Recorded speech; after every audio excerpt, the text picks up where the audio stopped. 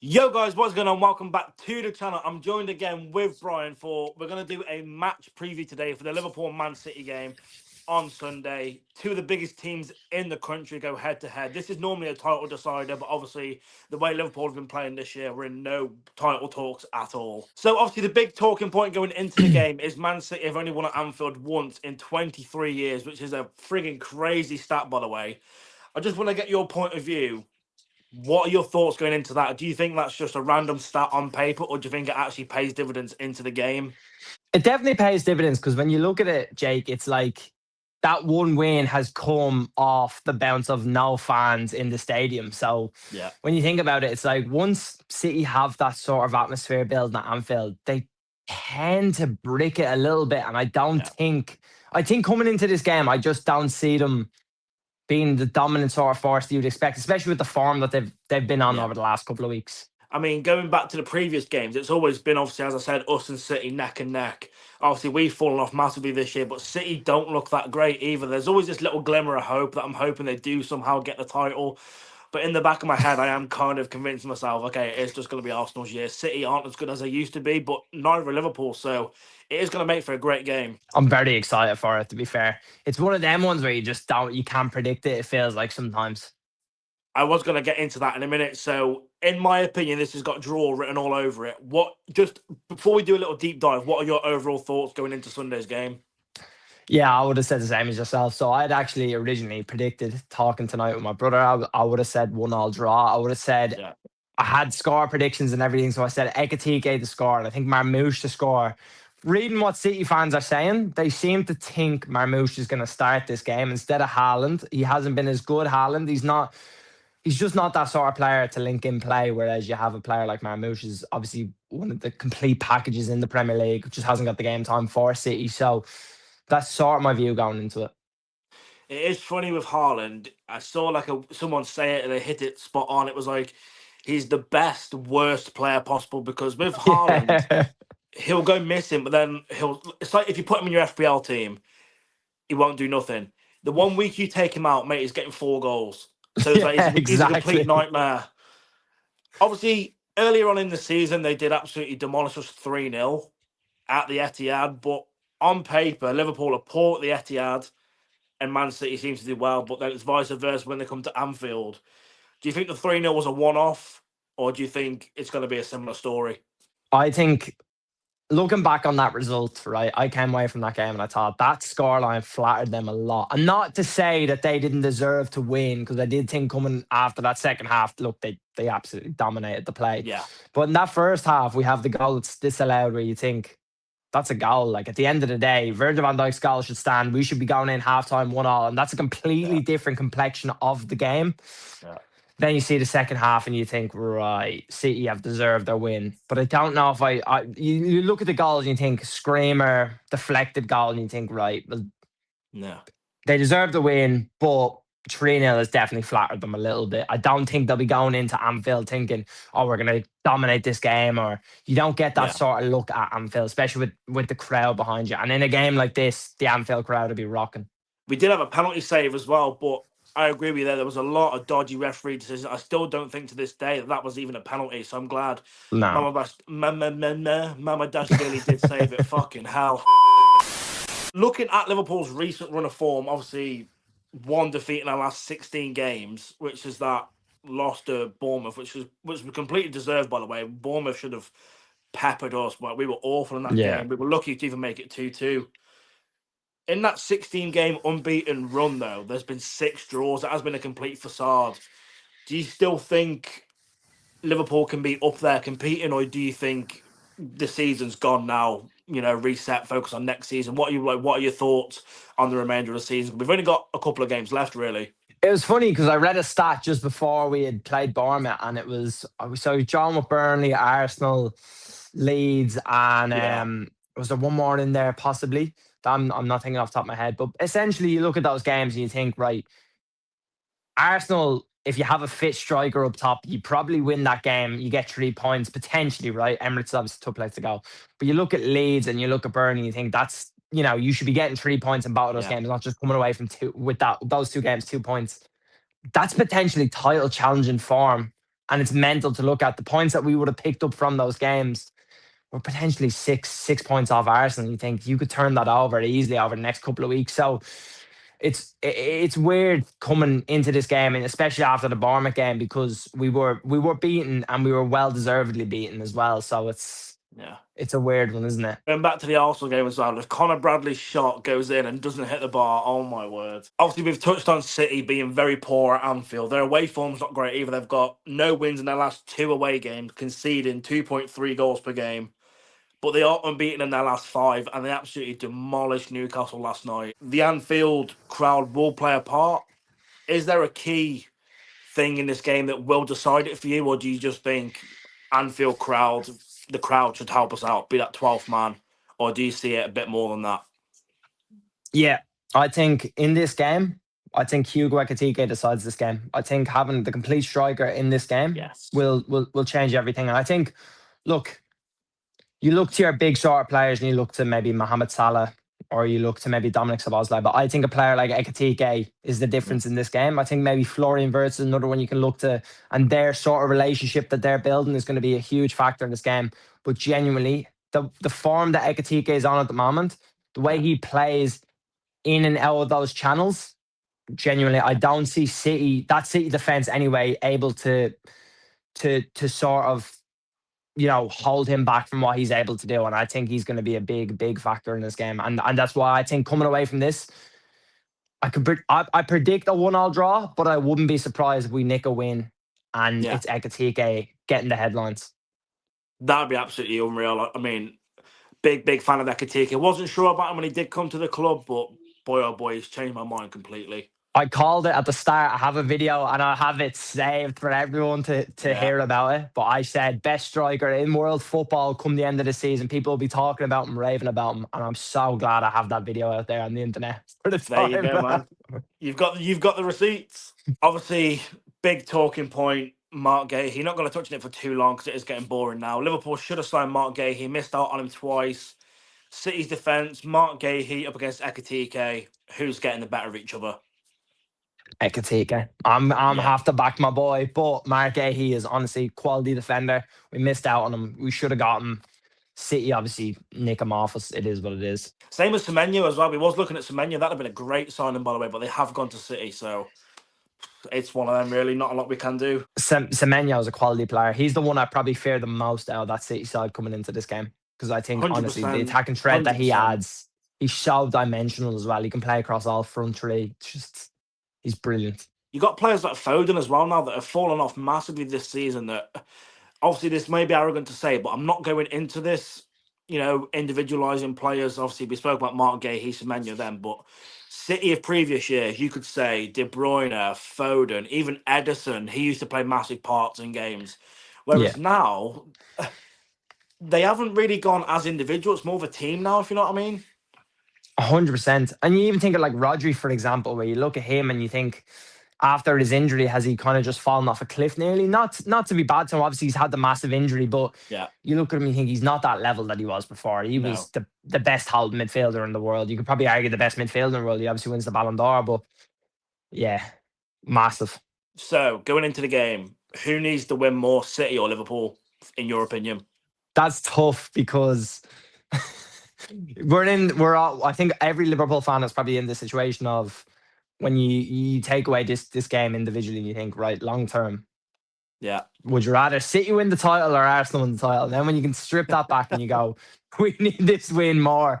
I think with the form United are on, if United hadn't got into this sort of position where they've won the last 3 games in a row, you could probably say City need it more, but now we're in the position where we need the win. We need to just start solidifying our place in this top 4 because we had the opportunity, we missed up, we slipped up massively.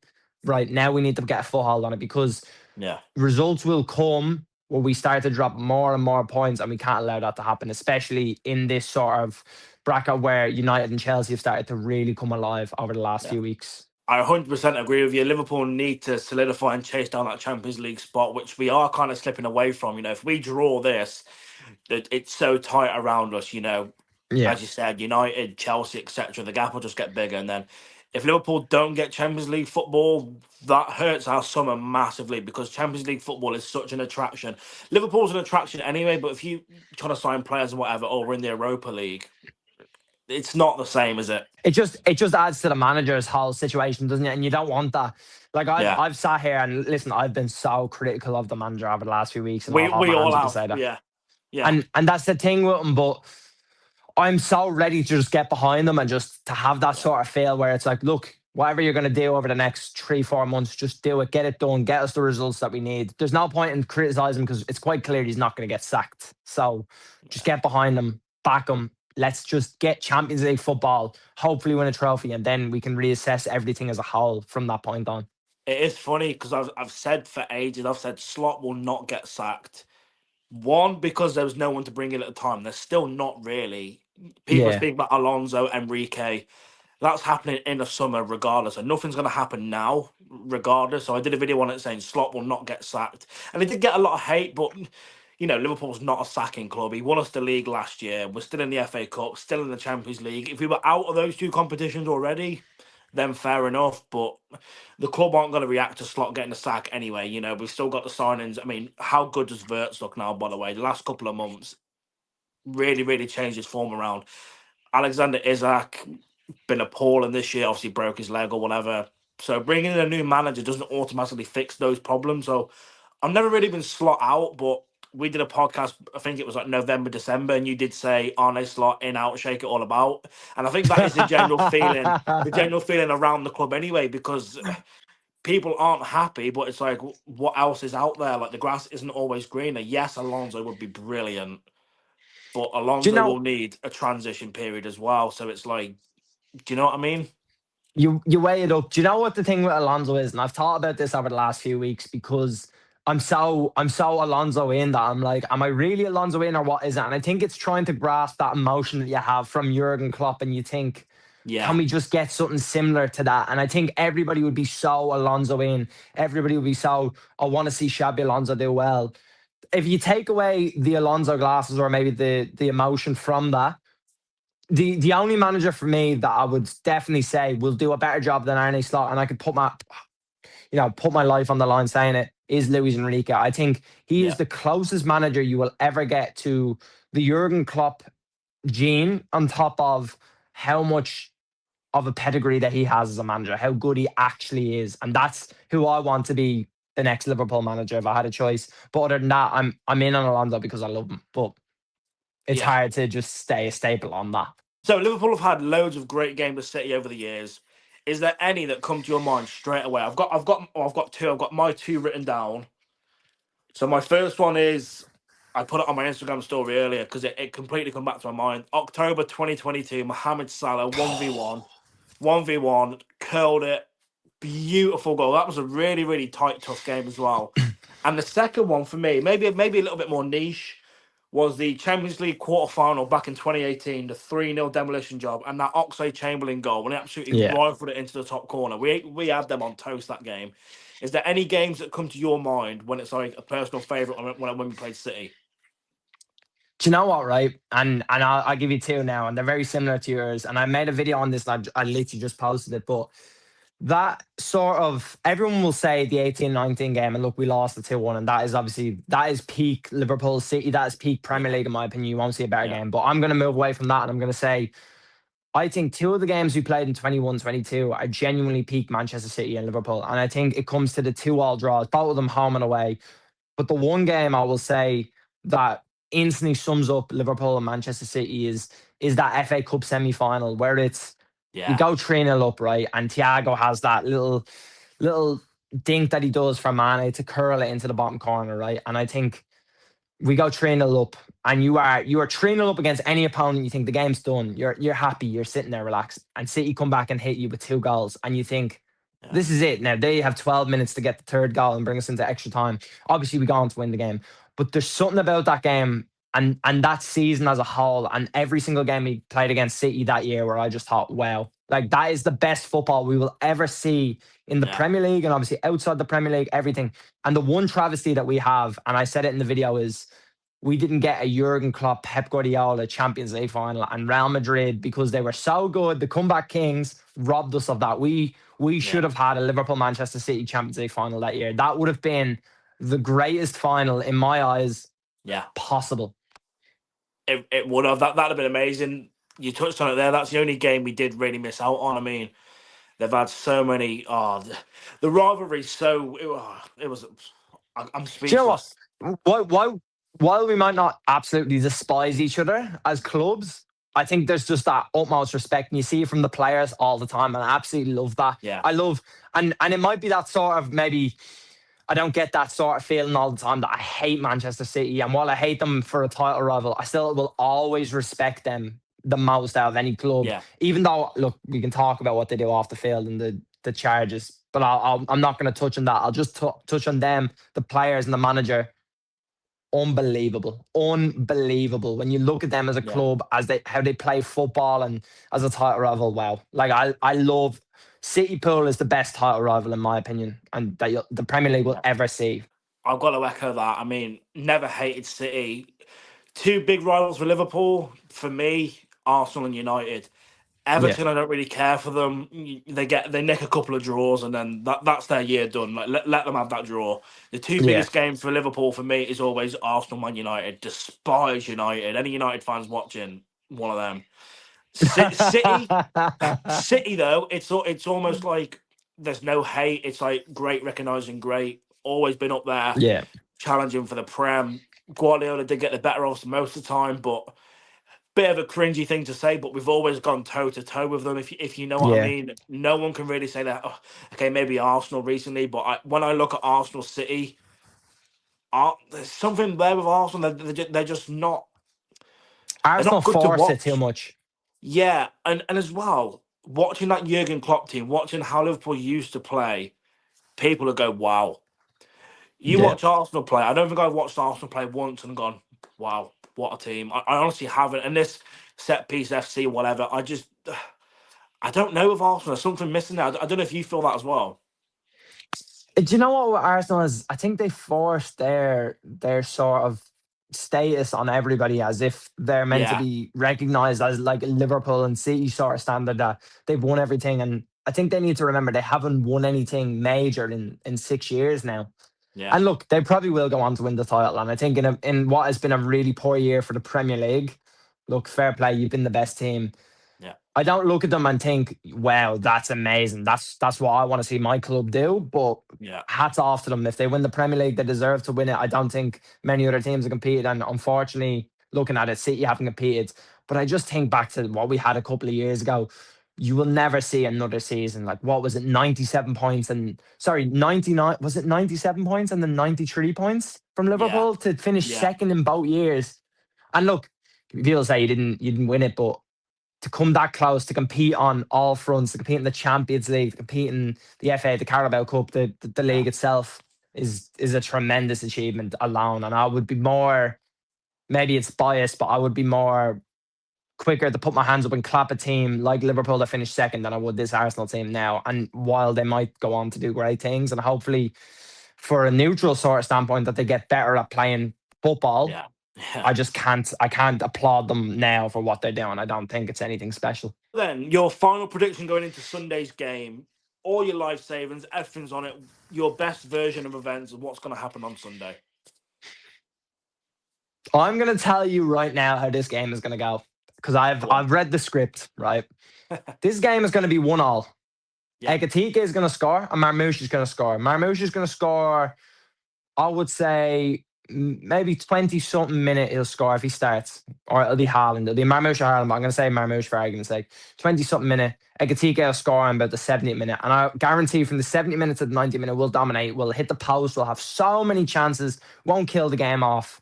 And it'll go in 1-1. And City will have dominated the first half in possession and looked really good on the ball. And people will say, "Oh, City should have won that game." But we'll have that spell of dominance where you're like, "Wow, Liverpool could have yeah. really just killed that game off." Wirtz will miss a good chance. And that's usually what happens with Liverpool in these sort of games. But my final prediction, 1-1 draw, Ekatike to score for us. So, guys, if you did enjoy, please make sure to drop me a like and a follow. I will leave all of Brian's links down below. Go and check him out. Top geezer.